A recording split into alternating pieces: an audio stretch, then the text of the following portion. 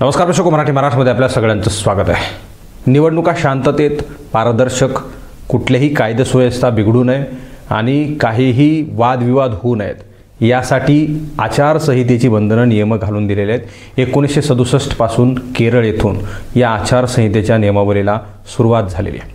मुळामध्ये निवडणुका पारदर्शक आणि निर्विवाद व्हाव्यात यासाठीची ही नियमावली असते। निवडणूक जाहीर झाली की लगेचच आचारसंहिता जाहीर होते।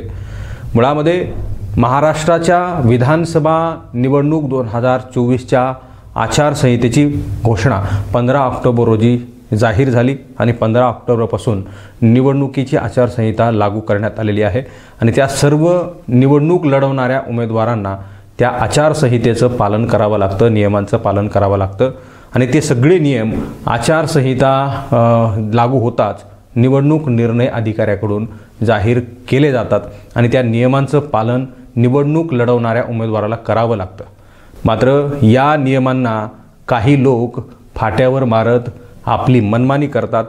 याचा अर्थ असा आहे की बलाढ्य, धनदांडगे आणि पैशाची मस्ती असलेले लोक अशा प्रकारच्या नियमांचं उल्लंघन करतात। त्यांच्यावर निवडणूक आयोग का कारवाई करत नाही असा सवाल नेहमी उपस्थित राहिलेला आहे आणि एकदाच नाही तर प्रत्येक निवडणुकीमध्ये असे सवाल नेहमी उपस्थित राहतात आणि विरोधक मात्र या सगळ्या चुकांवर सुद्धा तक्रार, आक्षेप नोंदवत नाहीत। असाच प्रकार घडलाय बीड जिल्ह्यातील आष्टी-पाटोदा शिरूर मतदारसंघामध्ये। आष्टी-पाटोदा शिरूर विधानसभेचे माजी आमदार आणि उद्याच्या होऊ घातलेल्या निवडणुकीमध्ये इच्छुक असलेले आणि निवडणूक लढवण्यासाठी तयार असलेले उमेदवार भीमराव धोंडे यांनी आचारसंहिता पायदळी तुडवली। नियम जे आहेत ते धाब्यावर बसवलेत, आचारसंहितेचा भंग केलाय आणि या नियमांचं उल्लंघन करणाऱ्यांना निवडणुकीपासून बंदी घातली जाते, त्यांच्या निवडणुकीवर बंदी घातली जाते। मात्र असं होत नाहीये असं आपल्याला दिसतंय।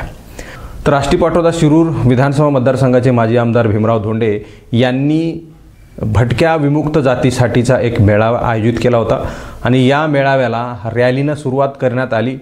लक्ष्मी लॉन्चपर्यंत ही रॅली म्हणजे जवळजवळ 1.5 ते 2 किलोमीटरचा अंतर कापून लक्ष्मी लॉन्चपर्यंत पोहोचली। या रॅलीच्या दरम्यान भीमराव धोंडे यांचा फोटो आणि त्या फोटोवर भावी आमदार आणि रॅलीमध्ये प्रचंड घोषणाबाजी, शासकीय कार्यालयाच्या दारामधून ही रॅली गेली। घोषणाबाजी अशा होत्या की आष्टी का आमदार कैसा हो, भीमराव धोंडे जैसा हो। एक ना अनेक घोषणा या रॅलीमधून देण्यात येत होत्या। भीमराव धोंडेंच्या या रॅलीला परवानगी नसल्याची माहिती आहे। कार्यक्रमाची परवानगी होती मात्र रॅलीची परवानगी नव्हती अशी माहिती मिळाली आहे। कुठल्याही प्रकारचा कार्यक्रम आचारसंहितेच्या काळात घ्यायचा असेल तर निवडणूक लढवणाऱ्या आणि त्या प्रत्येक पक्षाच्या पदाधिकाऱ्याला, उमेदवाराला परवानगी घेणं गरजेचं असतं। ही परवानगी घेतली नाही तर त्यांच्यावर कायदेशीर गुन्हा देखील दाखल केला जाऊ शकतो। आचारसंहितेच्या काळामध्ये कुठल्याही पक्षाचा वापर किंवा मग कुठल्याही पक्षाचा चिन्हाचा वापर तुम्हाला करता येत नाही। आम्ही निवडणूक जाहीर झाली, आचारसंहिता जाहीर झाली की आमच्या स्वतःच्या गाड्यावर किंवा मग इतर कुठल्या पक्षाच्या गाड्यावर काही पक्षाचे चिन्ह असतील तर ते चिन्ह जे आहे ते झाकले जातात, ती नावं झाकली जातात। मात्र भीमराव धोंडेंच्या कालच्या कार्यक्रमामध्ये, मेळाव्यामध्ये बॅनरवर, मंचावरील मुख्य बॅनरवर भारतीय जनता पार्टीचं चिन्ह असलेलं कमळ हे स्पष्ट आणि ठळक स्वरूपामध्ये त्या ठिकाणी छापण्यात आलं होतं। भीमराव धोंडे भाषण करत असताना ते पाठीमागं दिसतं, त्यांचे पदाधिकारी भाषण करत असताना सुद्धा ते पाठीमागं दिसतं। भीमराव धोंडे काल भाषण करत असताना असंही म्हणाले की डॉक्टर बाबासाहेब आंबेडकरांच्या पुतळ्याबाबत ते बोलत असताना म्हणाले की त्यांचं पुतळ्याची जी अनावरण आहे किंवा मग ती काहीतरी वाद आहेत ते आम्ही तात्काळ मिटवू आणि बाबासाहेबांना ते पुतळा त्या ठिकाणी जे आहे ते उभारू। इथल्या जात समूहाच्या किंवा मग शोषित पीडित लोकांना न्याय देण्याचं काम देखील आम्ही करू। आम्हाला या निवडणुकीच्या काळामध्ये साथ द्या, आमच्या बाजूला उभा राहा, आम्ही तुमच्यासोबत येऊ। काही अडचणी असतील तर आम्हाला संपर्क साधा, मात्र तुम्ही आमच्यासोबत राहा, निवडणुकीमध्ये आमच्यासोबत राहा असं भीमराव धोंडे यांनी याच भाषणाच्या दरम्यान बोलून दाखवलं आहे। मात्र निवडणूक आयोग यावर कारवाई करत नसल्याचं स्पष्ट दिसून आलं आहे। या सगळ्या गोष्टींमध्ये आचारसंहितेच्या काळामध्ये मतदारांना आकर्षित करण्यासाठी कुठल्याही घोषणा केल्या जाऊ शकत नाहीत, मतदारांना कुठलेही प्रलोभनं दिले जाऊ शकत नाहीत।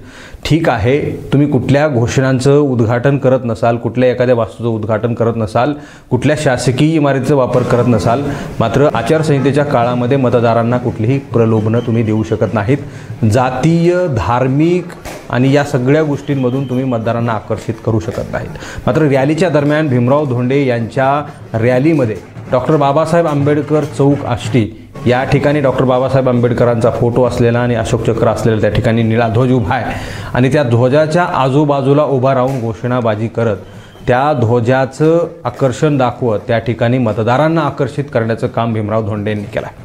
भीमराव धोंडेंच्या रॅलीमध्ये त्यांच्याच बाजूला एक पक्षाचा गमजा गळ्यात घातलेला माणूस आहे आणि आष्टी का आमदार कैसा हो, भीमराव धोंडे जैसा हो, असा तो माणूस म्हणत होता आणि चक्क त्याच्या गळ्यामध्ये एका पक्षाचा ध्वज होता, झेंडा होता, एक गमजा होता।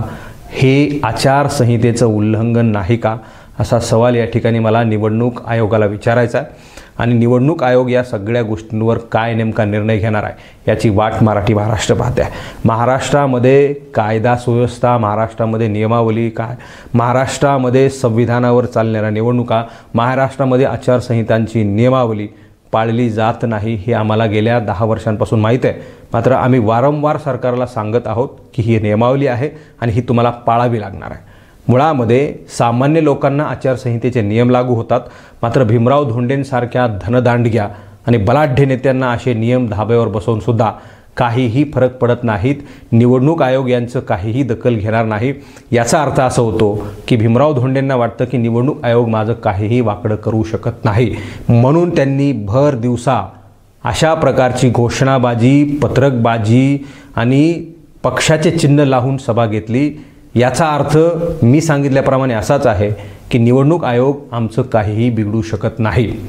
तर मुळामध्ये अशा प्रकारे जर मुजोरी इथले प्रस्थापित नेते करणार असतील तर निवडणूक आयोग कशासाठी आहे, ते फक्त नेत्यांचं सांगितलेलं ऐकायलाच आहे का, असा सवाल या ठिकाणी उपस्थित झाला आहे। येणाऱ्या काळामध्ये भीमराव धोंडेंचे विरोधक या संदर्भामध्ये तक्रार करतात का हे सुद्धा पाहिलं जाईल आणि भीमराव धोंडेंवर निवडणूक आयोग नेमकी काय कारवाई करतं हे सुद्धा मराठी महाराष्ट्र लक्ष ठेवून असेल। धन्यवाद।